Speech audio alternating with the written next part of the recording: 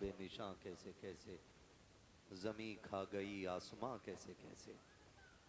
बड़े बड़े आया करके चले गए, हमारी और आपकी औकात क्या गए, कब्रों के निशान तक बाकी नहीं है खुदा। इसलिए कि एक एक मिनट बंदे को मौत के करीब लेके जा रहा है, एक एक दिन जिंदगी का कम होता जा रहा है। अगर एक सुई सेकंड की भी नीचे जा रही है ना, तो वो तेरी जिंदगी का एक सेकंड चुरा रही है। ये दोबारा लौट के नहीं आना है, दोबारा लौट के नहीं आना। कह रहा है कि मेरा शुक्र है अल्लाह का, मैं 61 साल का हो गया, मेरे बेटे ने मेरा बर्थडे मनाया है। और बूढ़े गैरत कर, अब तो मौत का वक्त करीब आ चुका है, शर्म आनी चाहिए। 61 साल पे हम इतरा रहे हैं, अपनी बुजुर्गी के गीत गाया करते हैं। देखो जी गांव में सबसे बड़ा मैं हूँ, अब मेरी उम्र का कोई नहीं रह गया है। ये बैठ के चौराहों पे बातें ना कर। अगर तुझे ख्याल आ गया है कि तेरी जिंदगी के 70 साल गुजर गए हैं, तो सुन, आज ही से रात की तन्हाई में मुसल्ले बिछाने शुरू कर दे, रातों को रोना शुरू कर दे। जो 60 साल नाफरमानी में गुजार दिए हैं, अल्लाह को नाराज करके गुजार दिए हैं, तेरा रब करीम आवाज दे के कह रहा है, या अय्युहल इंसानु मा गर्रका बिरब्बिकल करीम। ए इंसान, तेरे करीम रब से तुझको किस चीज ने दूर कर दिया है? आप पलट के हमारी चौखट पे आ जा, मालिक मिलेगा क्या? का तूने 60 साल नाफरमानी में गुजार दिए, हमें नहीं मनाया है, हमें नाराज करता रहा, लेकिन हमारे कर्म पे कर्म तो देख, तूने हमारी नाफरमानियां की, हमने तुम्हें रोटी फिर भी खिलाई, तुमने नाफरमानियां की, हमने तुम्हारे नलों का पानी नहीं सुखाया, तुमने नाफरमानियां की, हमने ऑक्सीजन की कमी नहीं की, तुमने नाफरमानियां की, हमने हवाओं पे पहरे नहीं लगाए, तुमने नाफरमानियां की, हमने धड़कनों पे पाबंदी नहीं लगाई, तुमने नाफरमानियां की, हमने सांसें नहीं रोकी। मालिक अब बता चाहता क्या है? हम समझौता करना चाहते हैं, बता कीमत क्या लेगा? आवाज आती है, मैं तुझसे 60 सालों के गुनाह के बदले में 60 साल की तौबा नहीं मांग रहा हूँ, 60 साल के सजदे नहीं। आ इतना कर ले, तू एक रात मुझे रो के दिखा दे, मैं उसी घड़ी में तुझे माफ करके दिखा दूं। क्या बात है, सुभान अल्लाह सुभान अल्लाह, जिंदाबाद। आती हम तो माइल व करम है, कोई साइल ही नहीं, राह दिखलाए किसे रबे मंजिल ही नहीं। पानी था नहीं, जंगल में फंस गए, अल्लाह वाले थे। जब पानी नहीं मिला, तयम्मुम किया, सजदे में सर रखा, कहने लगे मालिक मुझे हिदायत अता फरमा, फंस गए हूं जंगल में। अल्लाह ने रहनुमाई की अपने करम से, और वो जंगल से निकल के आ गए। प्यास बड़ी शिद्दत की लगी, उधर असर का वक्त हो रहा था। थके तो नहीं है ना अभी आप? थके ना? कौन सा वक्त हो रहा था?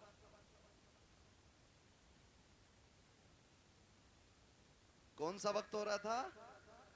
असर का वक्त हो रहा था। आए, बस्ती देखी, दिल खुश हो गए कि लगता है यहां पानी मिल जाएगा। बस्ती में गए, कुआं था, लेकिन करीब पहुंचे ना तो कुआं भी था, पानी भी था, लेकिन डोल रस्सी, डोल रस्सी। सारे बोले तो मैं आगे चलूं ना, नहीं थी डोल रस्सी, परेशान हो गए। एक बच्ची खेल रही थी, उसने कहा क्या बात है बाबा जी, चेहरे से अल्लाह वाले लग रहे हो, तुम्हारे सर का मामा बता रहा है कि तुम रब के दोस्त हो, परेशान किस लिए हो? कहने लगे बेटी पानी की जरूरत थी, डोल रस्सी नहीं है। उसने कहा इतने बड़े मौलाना होकर के आप पानी नहीं निकाल पा रहे? उन्होंने कहा बेटी पानी तो निकाल लूं, मगर ये तो पता डोल रस्सी कहाँ है। बच्ची कहने लगी बाबा ठहरो, मैं पानी निकाल देती। बच्ची करीब आई, उसने कुएं में थूका, थूका जैसी पानी किनारे पे आ गया। कहने लगी बाबा वुजू कर लीजिए। हजरत ने वुजू फरमाया और वुजू करने के बाद नमाज अदा की। बच्ची अपने खेल में मसरूफ हो गई। अब आप नमाज से फारिग होके कहते हैं बेटी तुझ पे तो नमाज भी फर्ज नहीं, 6-7 साल तेरी उम्र है, ज़कात तुझ पे फर्ज नहीं, रोजा तुझ पे फर्ज नहीं, हज तुझ पे फर्ज नहीं, नमाज तुझ पे फर्ज नहीं, कौन सी इबादत ऐसी करती है जिसकी वजह से अल्लाह ने ये तुझे कमाल अता किया है, ये कमाल अता किया। सुने बच्चों के हाथ में मोबाइल दे के सुलाने वालों, उनके हाथों में गाने बजा करके उनका वक्त जाय करने वालों। बच्ची ने कहा था बाबा अपना काम कीजिए, वजू हो गया है, पानी मिल गया है, चले जाइए। कहा नहीं बेटी बता तो सही नेकी कौन सी की है। बच्ची कहती है बाबा जी मत पूछिएगा। कहते बेटी उस वक्त तक नहीं जाऊंगा जब तक बताओगी नहीं। बच्ची कहती है अगर पूछना ही चाहते हो तो सुनो बाबा, मैं कोई ऐसी नहीं हो, रात भर मेरी इबादत नहीं, सजदे नहीं है, कोई लंबे कयाम भी नहीं है। कहा बेटी फिर ये पानी तेरी फरमाबरदारी कैसे करता है। बच्ची कहती है सुने बाबा, बात सिर्फ इतनी सी है कि जब रात को बिस्तर पर जाकर लेट जाती हूँ, मेरी माँ 1000 दानों की तस्वीर लाके मेरे हाथ में देती है और कहती है उस वक्त तक नहीं सोना है जब तक 1000 बार हुजूर पे दरूद नहीं पढ़ लेना है। ये जितना भी कमाल है ये मेरे सजदों का कमाल लगी, कयाम का कमाल लगी, ये सारा कमाल मदीने वाले पे दरूद पढ़ने की वजह से मिला है। कहा हजरत जी जो ज़बानें दरूद पढ़ने लग जाती है कायनात उन ज़बानों की फरमाबरदारी करने लग जाया। दारे तकबीर, दारे रिसाला, दारे गौसियत, मसलक आला हजरत अल्लामा मुफ्ती हम्माद रज़ा साईं किबला, ख्वाजा का हिंदुस्तान, हिंदुस्तान का सुन्नी मुसलमान, दारे हैदरी। तवज्जो है मेरी बहन, मेरी माँ, मेरी बेटी, इतनी सी गुजारिश है बच्चों को बैठाया करो, हुजूर पे दुरूद पढ़वाया करो। हम अपनी नस्लों को कारी साहब अगर नहीं बताएंगे कि बचपन से लेके मरने तक सबसे कामयाब वजीफा जो है हुजूर पे दुरूद पढ़ना, तो फिर 1000 तस्वीर लटका लो क्या बनेगा। दुरूद ही नहीं आता हमारे बच्चों को, आदि बनाओ। गलती तो माँ बाप करते हैं ना, माँ बाप करते हैं। स्कूल जाते हैं बच्चे, नाश्ते में देर है, टिफिन बंधा नहीं है, बच्चा लंच लेके जाएगा, माँ कहती है बेटे ठहर जा, वो कहता जल्दी कर मुझे स्कूल जाना, तो माँ कहती तब तक गेम खेल, मैं तब तक नाश्ता बना देती। मेरी बहन उसी वक्त बच्चे के हाथ में 10 दानों वाली तस्वीर है कि सुन तू अपने हिस्से की पहले हुजूर पे 10 बार दुरूद पढ़ ले, मैं इतनी देर में नाश्ता बना दे रही हूं। आप जरा सोचें, रोज हमारा बच्चा 3 बार ही सही अगर हुजूर पे दुरूद पढ़ेगा तो किसी दिन तो हुजूर कहेंगे ना कि ये दुरूद पढ़ने वाला कौन है, किसका बेटा है। जिस दिन तेरा नाम हुजूर की बारगाह में ले दिया गया, समझ लेना दुनिया में आना भी कामयाब हो गया, दुनिया से जाना भी कामयाब हो जाए। बेशक, सुभान अल्लाह, सुभान। वरना लोग तो कहते हैं मौलाना देखो हमारे लल्ला को फर मोबाइल चलाता, फर इसे कमाल समझ रहे। इंसान को अल्लाह ने फितरतन ऐसा बनाया है, अगर इसे पैदा होने के बाद किसी ऐसी जगह बंद कर दिया जाए कि जहां किसी की आवाज ना जाती हो, 50 साल का भी हो जाएगा इसे बोलना नहीं आएगा। और अगर ये जिस माहौल में रहेगा वैसे ही हो जाएगा। मुझे बताओ क्या अरबी लोग अपने बच्चों को पैदाइशी तौर पे ग्रामर पढ़ाते हैं? नहीं ना। अरब में पैदा होने वाला बच्चा अरबी बोलता है, फारस में पैदा होने वाला फारसी बोलता है, अमेरिका में पैदा होने वाला अमेरिकन बोलता है, सब अपनी अपनी भाषाएं बोलते हैं। जिस माहौल में जन्म लेते माहौल में उसी माहौल के हिसाब से गुफ्तगू किया करते हैं। अपने माहौल इतने अच्छे करा लो, इतने अच्छे माहौल बना लो ताकि हमारी नस्लें मुस्तफ़ा वाली हो जाए, हमारी ज़िंदगी हुजूर वाली हो जाए। मैं अक्सर कहा करता हूँ मेरे यार भरोसा मत करो, सांसों की डोरी टूट जाती है, छतें महफूज रहती हैं, हवेली टूट जाती है। इतनी कंजूसी दुरूद पढ़ने में हम कर लिया करते हैं कि हमें मौत नहीं आनी है, अल्लाह ने ये ज़िंदगी दी है उसका बहुत बड़ा एहसान है। वरना उनसे पूछो जिनको चंद सांसों पे मौत दे दी जाती है, चंद महीने बाद मर जाया करते हैं, चंद सालों की जिंदगी गुजार के चले जाते हैं। अगर उसने इतनी बड़ी जिंदगी दी है तो खास करम किया है उसने, खास एहसान किया है उसने हमारे ऊपर। आज अजीज़ाने मिल्लत इस्लामिया हम जिंदगी से कितनी उम्मीदें बांधे हुए रहते हैं, कितने मामलात हमारी जिंदगी के साथ रहते हैं। खुदा की कसम खा के कहता हूँ एक लम्हे का भरोसा नहीं है, कब किसको कहां मौत आ जाए कोई नहीं बता सकता है। सब लंबी लंबी उम्मीदें बांध के जिंदगी गुजार रहे हैं। पूछा गया था बताओ जिंदगी कितनी बड़ी है, किसी ने कहा था कि जिंदगी इतनी बड़ी है पड़ी है, पता नहीं मगरिब पढ़ेंगे कि नहीं। फिर कहा कि अभी लंबी उम्मीद है। कहा मगरिब पड़ी है, पता नहीं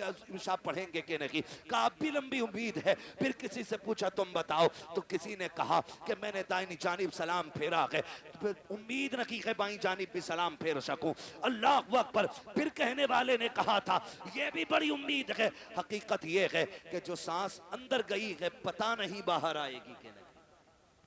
क्या बात है, इतनी हकीकत इंसान की है। जो सांस अंदर गई है वो बाहर आएगी कि नहीं। आज ना कारी नासिर साहब इनकी दावत मोहब्बत पे हाजिरी हुई, मुझे बताया और ये हकीकत भी है, कोई ना भी बताए तो इसी बात का सच्चाई से लेना देना है। का माँ बाप औलाद को भूल नहीं पा रहे। मैंने कहा ये माँ बाप होते 10 दिन नहीं 10 साल नहीं, अगर ये 10 दहाई भी जी जाए ना, और बेटा अगर चला गया हो तो फिर औलाद को भूला नहीं जाता। माँ बाप औलाद को भूल नहीं पाते। ये बूढ़े हो जाएं, बाल सफेद हो जाएं, लेकिन कल जब भी ये किसी के बेटे की बात करेंगे अपने बेटे का ख्याल जरूर आना, अपने बेटे का ख्याल जरूर आना है। तुमने बहुत सुना है, बहुत सुना होगा और हमने भी सुना है कि जब बाप जवान बेटे का जनाजा उठाता है तो कमर झुक जाती है, कमर झुक जाती है, क्योंकि बाप का बेटे से रिश्ता ही इतना गहरा होता है। और सैयदी सरकार आला हजरत इमाम इश्क मोहब्बत इमाम अहमद रजा खान फाजिल बरेलवी अलैहि रहमत व रिजवान अल मलफूज शरीफ में ना एक वाक़या तहरीर फरमाते हैं, लोग तिजारत के लिए निकले, उसी काफिले के अंदर बाप बेटे भी जा रहे थे। कौन जा रहे थे? ऐसे देख रहे हो तो उठा के ले जाओ भाई, कतई मुझे मत दो, जो देख रहे हैं उन्हें दे दो ताकि तकरीर सुन। मैं कुछ समझाना चाह रहा हूं, तवज्जो है ना। पैसे चाहिए कि तकरीर सुननी? हाँ, तो घूर घूर के ऐसे मत देखो तो ये मौलवी पे चला गया, ये किधर भी जा सकता उड़ के। तवज्जो है सारे लोग? बाप बेटे काफिले में सफर कर रहे हैं साथ। आला हज़रत इस वाक़े को तहरीर फरमाते हैं, उसी सफर के अंदर बाप की तबीयत खराब हो गई। बाप की तबीयत खराब हुई, हद से ज्यादा तबीयत बिगड़ी और बाप का इंतकाल हो गया। वो दौर ऐसा नहीं था कि वापस लेके आते फिर दफन करते, सुभान अल्लाह, सुभान अल्लाह। क्योंकि सफर सवारियों से होता था, ऊंटों से, घोड़ों से, खिच्चर से, गधे से, ये सारी चीजें सवारी में इस्तेमाल की जाती। अगर वापस लाते तो लाश खराब हो जाती। जहां इंतकाल होता लोग वहीं दफन कर देते थे। इसने भी अपने पाप को वहीं पे दफन किया और आगे सफर शुरू कर दिया। सफर करके आगे चला गया। जब कुछ दिन के बाद ये तिजारत से वापस पलटा, फिर उसी रास्ते से आ रहा था जिससे अल्लाह सलामत रख के तवज्जो से सुन रहे, जिससे गया था। रास्ते में बाप की कब्र पड़ी। दिल ने कहा फातिहा पढ़ ले, अकल ने कहा शाम हो रही है, जंगल है, जानवर हैं, अगर फातिहा के लिए रुक गए तो कोई भी जानवर फाड़ देगा। दिल ने कहा बाप है, अकल ने कहा कि जान प्यारी है, जिंदगी रहेगी फिर आके पढ़ लेना। उधर काफिला भी जा रहा है। फिर दिल ने कहा यार ये वो है जिसके जरिए दुनिया में आए थे, ये वो है जिसने सीने से लगा के पाला था, ये वो है जिसने उंगली पकड़ के चलना सिखाया था। ये दिल बोल रहा है लेकिन अक्ल कह रही है नादानी है जान को खतरे में डालना। चल फिर कभी वक्त मिलेगा, वक्त से आएंगे, फुर्सत से आएंगे, आकर के यहाँ पे फातिहा पढ़ लेंगे। ये सोच के जैसी चंद कदम आगे बढ़े हैं, इमाम इश्क मोहब्बत फरमाते हैं, अचानक पीछे से बड़ी अजीब आवाज आई। ऐसी आवाज थी जिसने इसके दिल को धड़का के रख दिया था। एक एक बाल इसके बदन का कांपने लग गया था। इसने पीछे मुड़ के देखा, कोई नहीं था, लेकिन आवाज आ रही थी। वो आवाज कैसी थी? अल्लाह अकबर। इमाम इश्क व मोहब्बत फरमाते हैं वो आवाज किसी और की नहीं बल्कि कब्र से उसके बाप की आवाज आ रही थी। उसने कहा था, लखते जिगर नूरे नजर, अरे सुन तो सकी, तू अपने बाप की कब्र से पलट के जा रहा है। तू इसलिए जा रहा है कि तेरी जान तुझे प्यारी है, इसलिए लौट के जा रहा है कि तुझे अपनी जान का खतरा है। कब्र से बाप कह रहा था, ओ मेरे नूरे नजर, कान खोल के सुन ले, अगर मेरी जगह तू लेटा हुआ होता और तेरी जगह मैं खड़ा होता और तेरे मेरे बीच में सिर्फ जानवरों के आने का ख्याल नहीं, मौत का खतरा नहीं, अगर कोई आग का बिस्तर बिछा देता तो बाप कहता है, ए मेरे बेटे, अगर कब्र पे आने के लिए आग पे चलना पड़ता तो मैं चल के आ जाता, लेकिन तुझे छोड़ के ना जाता। ये मेरा तुझसे प्यार है। आज जो तू छोड़ के जा रहा है ये तेरा मुझसे प्यार है। खुदा की कसम, औलाद की सारी मोहब्बतें एक पल्ले में रखो, फिर भी बाप की एक नजर की बराबरी नहीं की जा सकती। अरे क्या बात है। नारे तकबीर, नारे रिसालत, नारे होशियत, अज़मते वालिदैन। समझो है, ये औलाद का प्यार है माँ बाप के सीने में। मैं नौजवानों से भी एक बात कहूं, क्या हमारे सीने में वही दर्द है? मानते हम उतना ही? मेरे भाई, पूरी दुनिया में सच्चा हमदर्द नहीं मिलेगा माँ बाप के बगैर। आपके कितने भी यार हो, कितने भी दोस्त हो, लेकिन कोई यार बाप की जगह नहीं ले सकता, कोई दोस्त बाप की जगह नहीं ले सकता। इसलिए कि हम भी जानते हैं, तुम भी जानते हो, अब इस दौर में कोई घास खा के नहीं जीता है। सबकी खुराकें अच्छी हैं, ग़िज़ाएं अच्छी हैं, सबको पता है। कोई भी दोस्त होना ज्यादातर सुख के साथ ही होती है और दुख के साथ ही माँ बाप होते हैं। दुख के साथ ही माँ बाप होते हैं। वो एक साहब ने बताया कि बड़ा अमीर बंदा था, पैसे वाला, करोड़पति, उसके सैकड़ों दोस्त थे। जब कोई दिन ऐसा नहीं होता था जिस दिन 10-20 दोस्तों के साथ वो खाना नहीं खाता था, और खुद चल के दोस्त आया करते थे। लेकिन नविश्ते तकदीर कुछ और ही था। एक्सीडेंट हुआ और रीढ़ की हड्डी टूट गई, हाथ पैरों ने चलना बंद कर दिया, कई नसें डैमेज हो गई, हाथ पैर कब बेकार हो गए, बिस्तर पे पड़ गए। फिर जब उससे मिलने के लिए कोई गया तो उसने कहा कि मैंने दुनिया को बड़े करीब से देख लिया। कहा क्यों? का जब मेरे हाथ पैर चलते थे तो कोई दिन ऐसा नहीं था जिस दिन 10-20 दोस्त मुझसे मिलने नहीं आते थे, लेकिन जब से बिस्तर पे आके पड़ा हूं ना तो बीवी भी तलाक लेके चली गई। उसने भी कह दिया जब ये हाथ पैर नहीं चला सकता तो मुझे क्या खिलाएगा। का ये कह के कि मोहताज के चक्कर में कब तक पड़े रहना है, कौन इसकी गुलामी करेगा, ये कह के बीवी छोड़ के चली गई। एक दो दोस्त के अलावा कोई खैरियत के लिए भी नहीं आया। का सच बता तूने सच्चा किसे पाया? तो उसकी पाईथी की जानिब माँ बैठी थी, उसने नजरें उठा के रो के कहा था, कहता जिस दिन से बिस्तर पे पड़ा हूं आज तक सब छोड़ के चले गए हैं, लेकिन मेरी माँ ने मुझे नहीं छोड़ा है। एक एक लम्हे के लिए मेरी माँ मेरे साथ रहती है। का मेरे हाथ काम नहीं करते हैं लेकिन मेरी माँ अपने हाथों से खिलाती है। मैं चल नहीं पाता हूँ, मेरी जरूरतें माँ पूरी करती है। और दोस्तों के लिए माँ बाप को छोड़ने वालों, यारों के लिए माँ बाप को ठुकराने वालों, खुदा की कसम जब दुनिया साथ छोड़ जाती है तब माँ बाप आगे बढ़ के कहते हैं दुख न करना, गम न करना, तू अकेला नहीं है, हर मोड़ पे तेरे साथ तेरी माँ भी खड़ी है, तेरा बाप भी खड़ा। सुभान अल्लाह, सुभान अल्लाह, जिंदाबाद। ये तेरे सच्चे हमदर्द होते, ये सच्चे हमदर्द होते। इनसे सच्चा मैंने किसी को नहीं।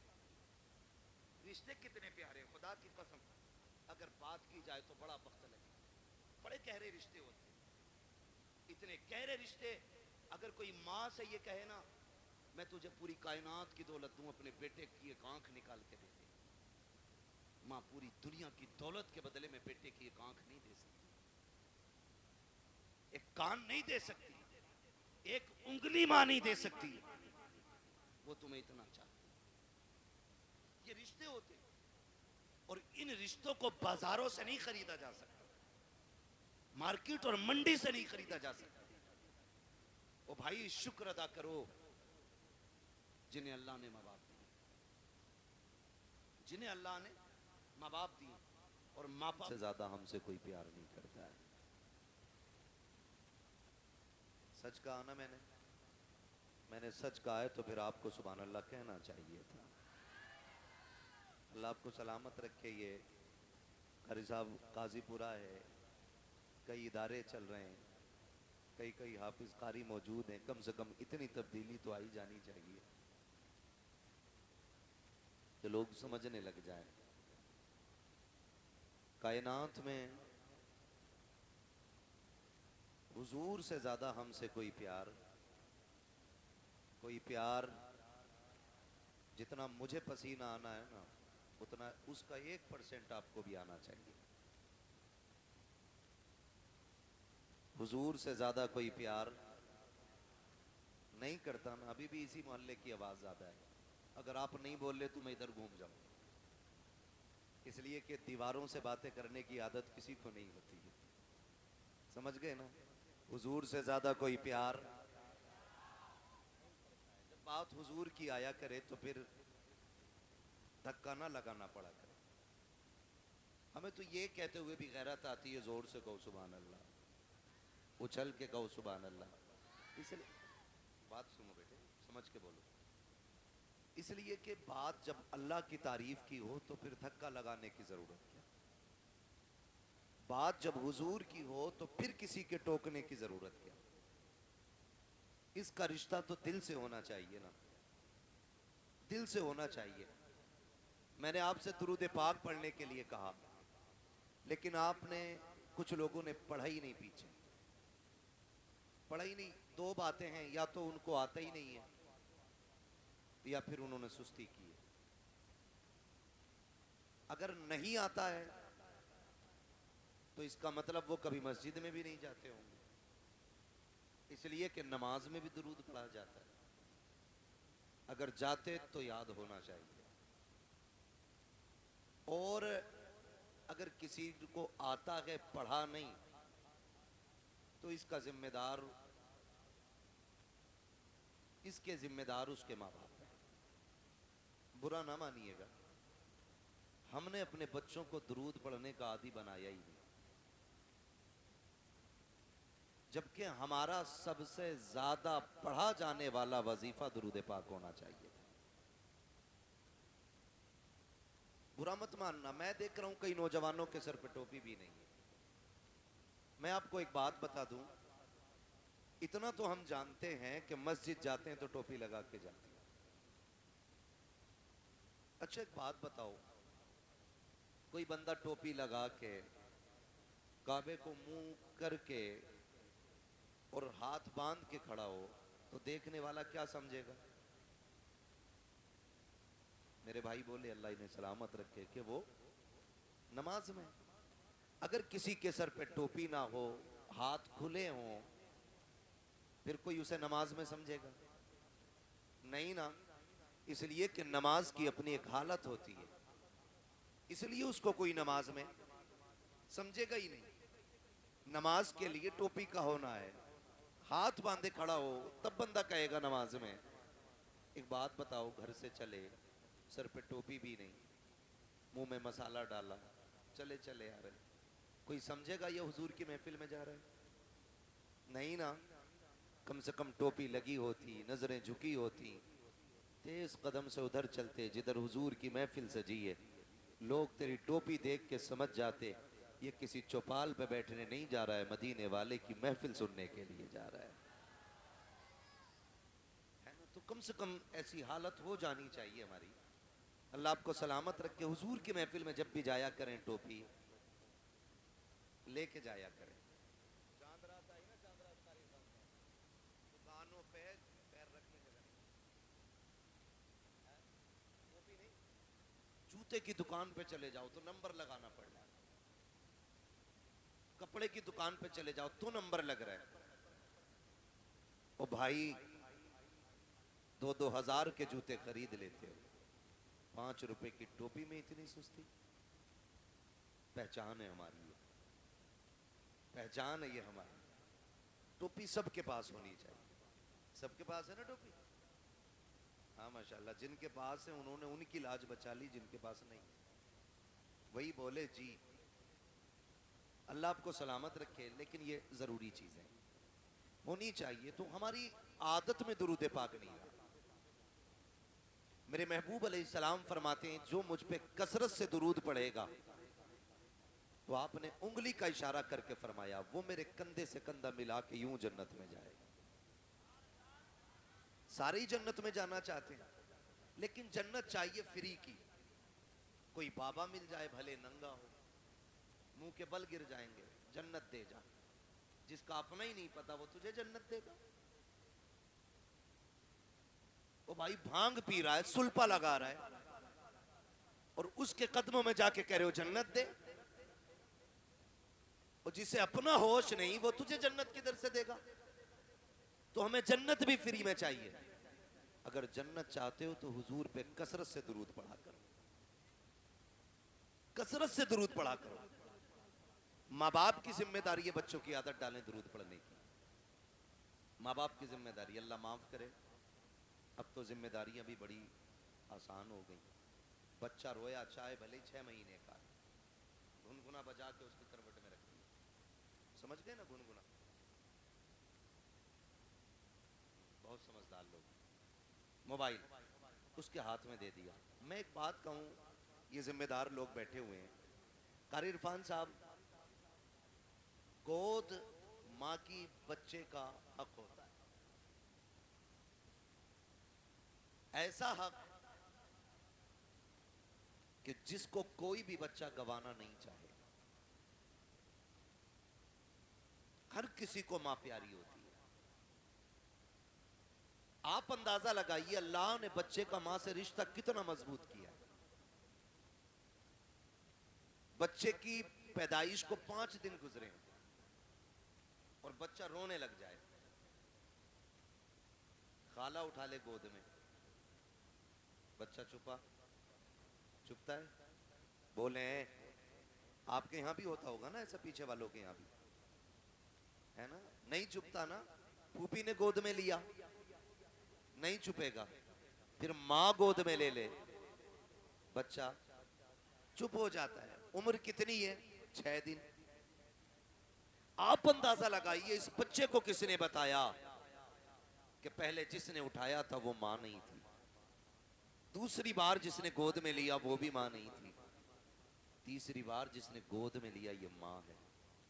जिस बच्चे को अपनी पाकी नापाकी का पता ना हो, बिस्तर के सूखे और गीले का एहसास ना हो, उसे मां का पता चल जाता है, उसे मां का पता चल जाता है। तो सुने, रब ने मां से औलाद का रिश्ता दिल का रखा है, दिल का रिश्ता रखा औलाद का मां के साथ। आप कहेंगे कैसे? सुने, बेटा मुंबई में हो, पूना में हो, और आगे बढ़ के बात करें दुबई में हो, कुवैत में हो, फ्रांस में हो, बच्चा वहां बीमार होता है, मां को 7 समंदर पार हिंदुस्तान में पता चल जाता है। सुबह उठ के कहती है अपने शौहर से, फोन लगाओ, दिल नहीं लग रहा है, दिल नहीं लग रहा है। वो कहता क्या बात है? कहा घबराहट है रात के 3 बजे से। कहता कोई तबीयत खराब है, डॉक्टर को बुलाया जाए, हो सकता है बीपी लो हो गया हो सकता है तबीयत में खराबी आ गई हो। कहती है नहीं, मेरी तबीयत तो दुरुस्त है, भूख भी सही लगी है, रात भर बाकी सारे हालात ठीक रहे, लेकिन दिल घबराता रहा है।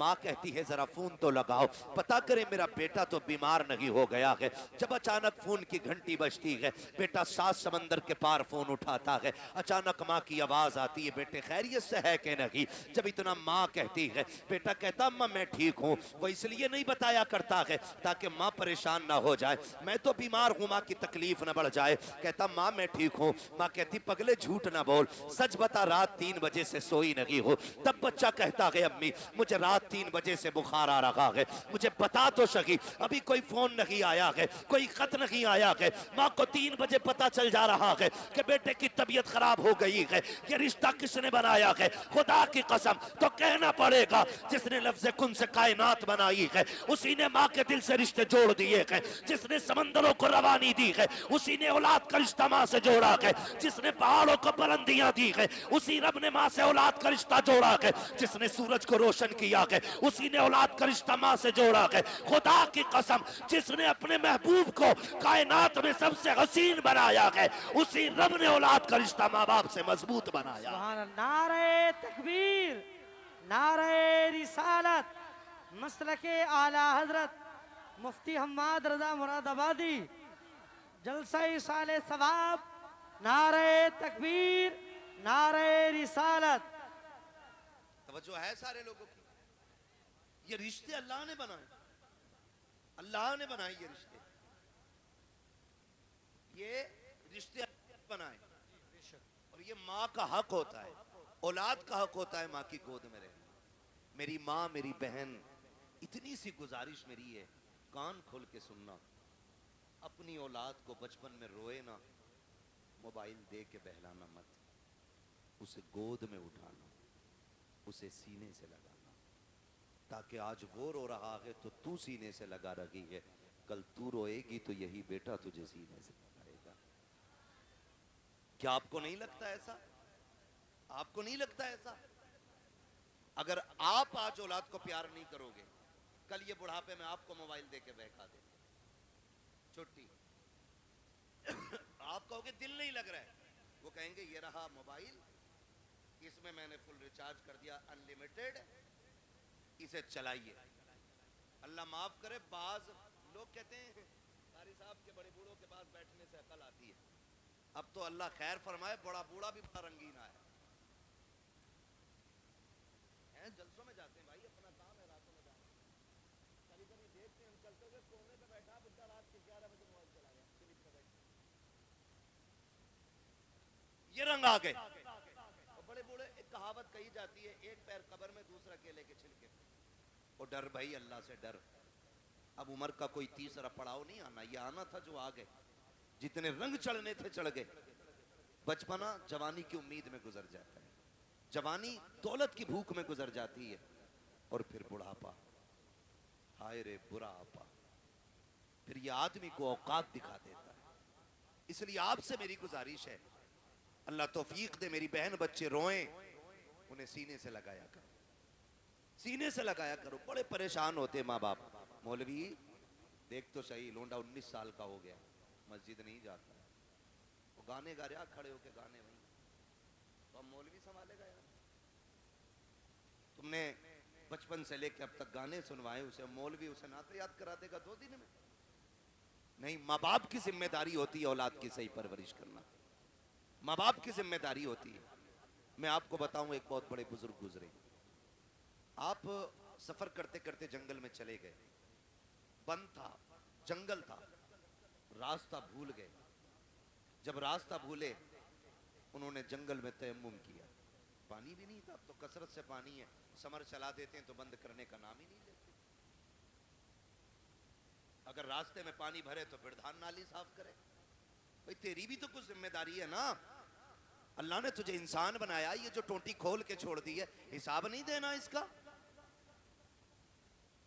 हिसाब नहीं देना है। ये जो 40-40 साल के हुए बैठे हम लोग, 60-60 साल अल्लाह की नेमतें खाते गुजर गए, वो हिसाब नहीं लेगा हमसे? कौन से गुल खिलाए थे जो उसने 60 साल की मोहलत दे दी? हमने तो ऐसे भी देखे कि जो मुर्दा ही पैदा हुए, एक सांस तक की उसने मोहलत नहीं दी है। कुछ को 6 महीने के बाद मौत आ गई, कुछ को 5 साल के बाद मौत आ गई, किसी को 10 साल के बाद मौत आई, कोई 18 साल में आकर के चला गया। हमने क्या किया था? उम्र गुजरती जा रही है, अभी तक उसने जिंदगी दी है, उम्र 7 साल हो गई है, 60 साल में भी उसने मौत नहीं दी है। कोई तो करम उसका हो रहा होगा, फिर भी हमें रब की नेमतों का ख्याल नहीं है। मौलवी से कहता है क्या करें, बड़ी मुसीबत में आ गया हूँ, रब ने कुछ दिया ही नहीं है। और गैरत कर बेगैरत, तू ऐसे कैसे कह सकता है कि रब ने कुछ नहीं दिया है? एक आंख निकल जाए, खुदा की कसम 10 करोड़ दे करके वैसी आंख नहीं मिलती है। हाथ टूट जाए, पूरी दुनिया के डॉक्टर ताकत लगा ले, फिर से वैसे नहीं जोड़ा करता है जैसे रब ने बना दिया है। अगर जबान कट जाती है, जबान फिर दोबारा नहीं मिलती है। दांत निकल जाया करते हैं, पूरी दुनिया ताकत लगा ले, दांत जम के नहीं आ सकते हैं। कह रहा 10,000 के दांत लगाए हैं, 20,000 के दांत लगाए हैं, यार तू करोड़ों के लगा ले। खुदा की कसम जो रब ने दिए थे न उसके जैसे हो सकते हैं, न उस जैसे दोबारा जमाए जा सकते है। क्या बात है। नारे तकबीर, नारे रिसालत, नारे गौसियत, नारे हैदरी। अल्लाह की नेमतों का शुक्रिया अदा करो यार, शुक्रिया अदा करो। कब अदा करेंगे शुक्रिया? अल्लाह माफ करे, अब तो बुढ़े भी जन्मदिन मना रहे हैं।